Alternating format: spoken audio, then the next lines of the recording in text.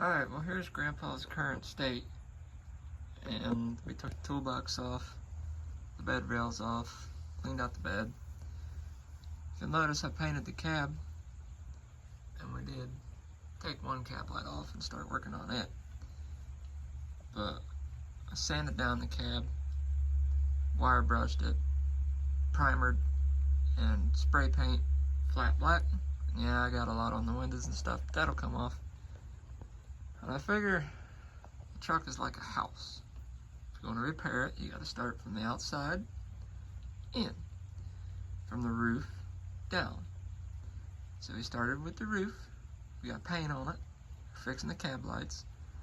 Then we'll go windows, do all the trim and the seals, and then we'll fix the holes in the floor.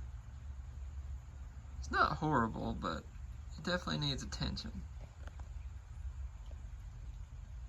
As you see, the interior is out.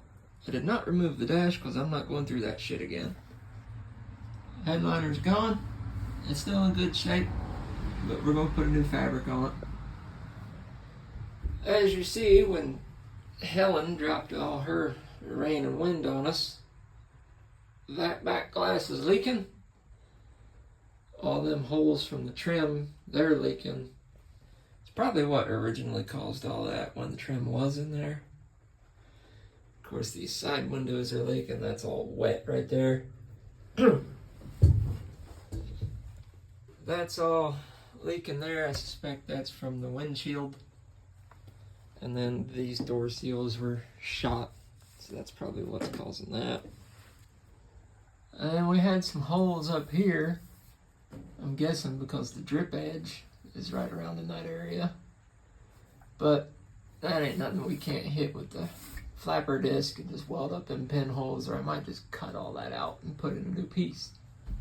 And then we sprayed PB Blaster DuraShield, or whatever their version of the lanolin oil is, all up in these two holes and up in the holes for the headliner screws, and we'll eventually spray it up in there and probably in there.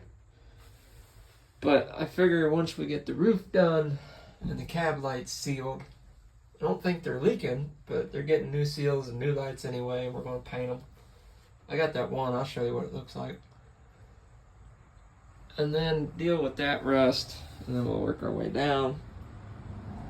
I sprayed the crap out of that.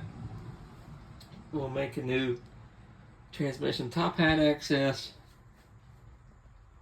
As you see, there's water currently coming in there, probably from that side of the window seal. And we'll fix it all up. Here's what that one cab light looks like after I finished with it. I had to sand off all the overspray on the lens, and it's a little cracked, but it'll live for another decade.